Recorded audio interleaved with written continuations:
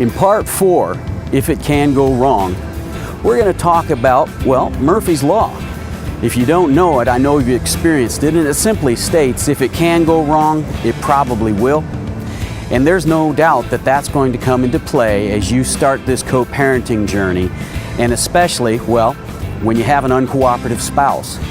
So as we talk about things in this part, we'll talk about that and how you can help, encourage, motivate, maybe push along the way very gently that spouse that's very uncooperative, dragging their feet in the process. And of course, the last thing we want to do is cause conflict and confrontation that's going to cause even more problems. So we'll talk about those issues and how you can encourage that spouse, but we'll also talk about those days when it all falls apart. The wheels come off and you end up making a mess of things yourself.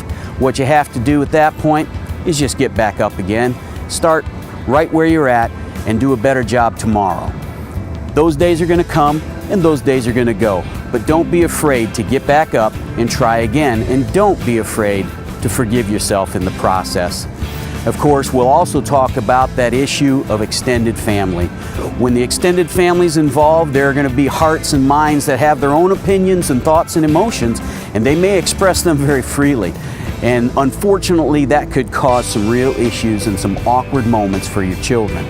So what you need to do is be very intentional and take the initiative to talk to those family members and make sure you address those issues ahead of time, so that when you're in those family gatherings, you don't have to worry about guarding your children's ears.